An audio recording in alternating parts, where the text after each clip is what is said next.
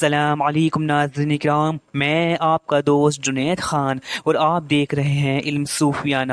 تو ناظرین کرام، میں ہر بار کی طرح اس بار بھی آپ کے سامنے حاضر ہوں ایک دلچسپ معلومات لے کر۔ ناظرین کرام، آج کی معلومات بہت دلچسپ ہونے والی ہے، تو جتنے بھی چینل پر نئے آئے ہیں وہ لوگ جلد سے جلد چینل کو سبسکرائب کر لیں، کیونکہ میں اپنے چینل علم صوفیانہ پر معلومات سے بھرپور، دلچسپ معلومات سے بھرپور کنٹینٹ لاتا رہتا ہوں۔ تو ناظرین کرام، بنا دیر کیے چلیے سلسلہ شروع کرتے ہیں۔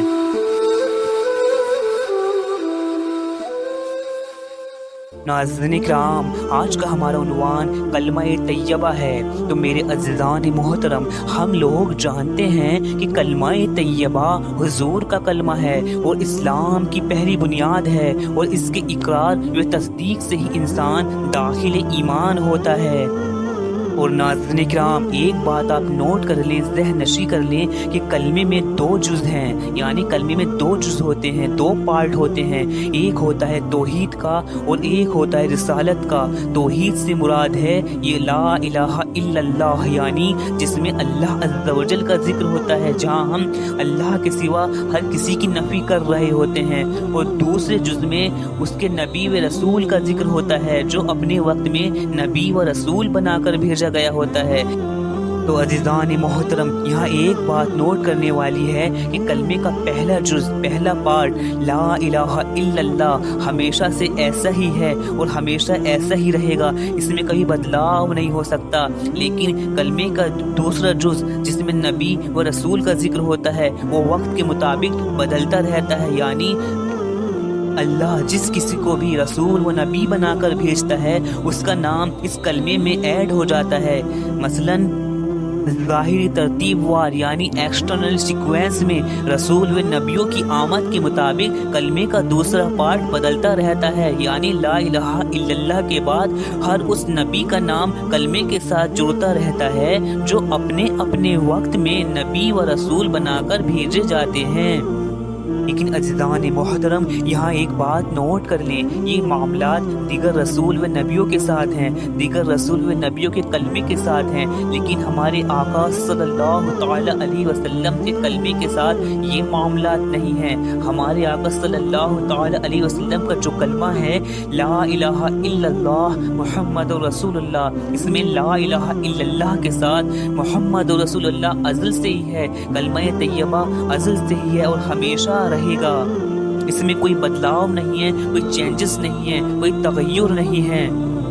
جس طرح ہمارے نبی ظاہری ترتیب وار ایکسٹرنل سیکوینس میں آئے تو سب سے بعد میں ہیں، لیکن وہی اول اور آخر ہیں، اسی طرح کلمہ طیبہ ظاہری ترتیب وار حضور کے ساتھ آیا تو سب سے بعد میں ہیں، لیکن یہ ازل سے ہے اور ہمیشہ رہے گا، یہی اول ہے، یہی آخر ہے۔ ناظرین کرام، اب چلتے ہیں کلمے کے دوسرے اہم نقطے کی طرف، دوسرے اہم پوائنٹس کی طرف۔ تو ناظرین کرام، آپ نے کبھی غور کیا کہ کلمہ طیبہ لا الہ الا اللہ محمد رسول اللہ میں تو لفظ رسالت کا ذکر ہے، لیکن باقی دیگر نبی و رسول کے کلمے میں لفظ رسالت کا ذکر نہیں ہے، یعنی وہ آلریڈی نبی و رسول تو ہیں، لیکن ان کے کلمے کے اندر لفظ رسالت کا ذکر نہیں ہے۔ جیسے کہ مثال کے طور پر آدم علیہ السلام کا کلمہ ہے لا الہ الا اللہ، آدم صفی اللہ۔ صفی اللہ کا مطلب کیا ہے؟ صفی اللہ کا مطلب ہے اللہ جسے بزرگی عطا کرے، بزرگی والا، لیکن یہاں لفظ رسالت کا کہاں ذکر ہے کہ لا الہ الا اللہ آدم رسول اللہ۔ اب دوسرا لیجئے، جیسے کہ حضرت ابراہیم علیہ السلام کا کلمہ ہے لا الہ الا اللہ ابراہیم خلیل اللہ۔ یہ خلیل کیا ہے؟ خلیل کا معنی کیا ہے؟ خلیل کا معنی ہے دوست، جگری یار، لیکن یہاں پر بھی رسالت کا ذکر کہاں ہے کہ لا الہ الا اللہ ابراہیم رسول اللہ؟ ایسا تو نہیں ہے۔ اسی طرح حضرت اسماعیل کی طرف چلتے ہیں کہ لا الہ الا اللہ اسماعیل ذبیح اللہ۔ یہاں ذبیح کا مطلب کیا ہے؟ جو اللہ کے لیے ذبح ہوئے، قربان ہوئے۔ اسی طرح موسیٰ علیہ السلام کا کلمہ ہے، جیسے کہ لا الہ الا اللہ موسیٰ کلیم اللہ۔ یہ کلیم اللہ کا کیا مطلب ہے؟ کلیم اللہ کا مطلب ہے اللہ سے ہم کلام ہونے والا، اللہ سے بات کرنے والا۔ لیکن یہاں پر بھی لفظ رسالت کا ذکر کہاں ہے کہ لا الہ الا اللہ عیسیٰ رسول اللہ، اور اسی طرح عیسیٰ علیہ السلام کا کلمہ ہے کہ لا الہ الا اللہ عیسیٰ روح اللہ، یہاں پر بھی رسالت کا ذکر نہیں ہے۔ تو ناظرین کرام، یہاں نوٹ کرنے والی بات ہے کہ جتنے بھی رسول و نبی ہیں یہ آلریڈی بنا کر تو رسول و نبی ہی بھیجے گئے ہیں، لیکن یہ ضروری نہیں ہے کہ ان کے کلمے میں جو پارٹیکولر نیم ہے وہ ان کے رسول ہونے پر ہی مبنی ہے، یعنی ان کے کلمے میں جو پارٹیکولر نیم ہے یہ ضروری نہیں ہے کہ وہ ان کے رسول و نبی ہونے کی دلالت پر مبنی ہے۔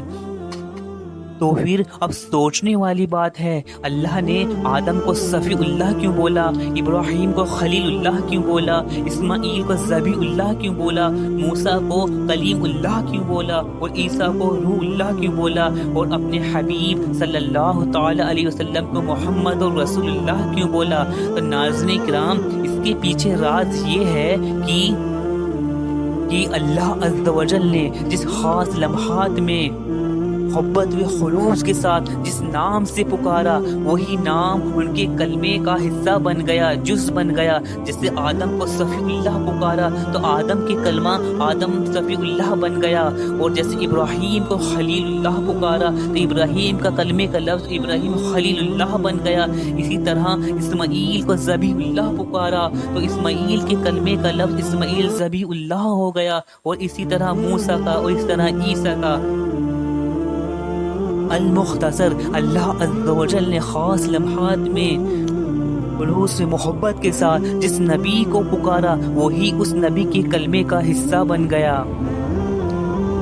تو بس ناظرین کرام، یہ شان تو صرف آپ رسالت مآب صلی اللہ تعالی علیہ وسلم کو ہی حاصل ہے کہ آپ ازل سے ہی رسول ہیں، آپ کا کلمہ بھی اصلی ہے، اور صرف آپ کے کلمے میں ہی رسالت کا ذکر ہے کہ لا الہ الا اللہ محمد رسول اللہ۔ اور اس کا مطلب یہی ہے کہ یہی وہ اصل ذات ہے، یہی وہ عین ذات ہے، یہی وہ اصل مظہر ہے جو اللہ کو متعارف کرانے والا ہے، جو اللہ کا انٹروڈکشن، اللہ کا پریچے کرانے والا ہے، اللہ عز و جل کی عرفان و معرفت کو لانے والا ہے، جو دیدار الہی کی تعلیم کو لانے والا ہے۔ جی ہاں ناظرین کرام، سے پہلے کسی نبی و رسول پر دیدار الہی کی تعلیم نہیں تھی۔ موسیٰ علیہ السلام بھی صرف کلیم اللہ ہیں، یعنی اللہ سے کلام کرنے والے ہیں، دیدار تک نہیں پہنچے۔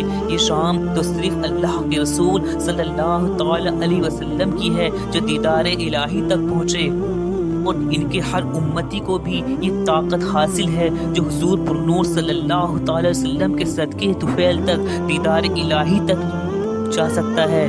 اور ناظرین کرام، غور کرنے والی بات ہے، ایسے ہی نبیوں نے حضور پرنور صلی اللہ تعالی علیہ وسلم کی امتی ہونے کی دعا مانگی، لیکن ہم نے تو کلمے کو صرف رٹا ہے، قرآن کو صرف رٹا ہے، کبھی اس کے اصل مقصد کی طرف نہیں گئے، کبھی اس کے عین مقصد کی طرف نہیں گئے۔ کبھی غور و فکر تو کریں ناظرین کرام کہ کلمے میں کیا کیا راز پوشیدہ ہیں۔ تو ناظرین کرام، آج ہم نے کلمہ طیبہ کے دو اہم نقطوں کا ذکر کیا۔ امید کرتا ہوں آپ کو آج کی جانکاری پسند آئی ہوگی۔ ناظرین کرام، میں اپنے چینل علم صوفیانہ پر اسی طرح دلچسپ معلومات سے بھرپور کنٹینٹ لاتا رہتا ہوں۔ آپ سے مؤدبانہ گزارش ہے، آپ اپنے چینل علم صوفیانہ کو سبسکرائب کریں، بیل آئیکن بھی دبائیں اور اپنے دوستوں سے شیئر کریں۔ انشاءاللہ عز و جل پھر ملتے ہیں اس سے بھی زیادہ دلچسپ معلومات سے بھرپور کنٹینٹ کے ساتھ۔ تب تک مجھے دیجیے اجازت۔ اللہ حافظ۔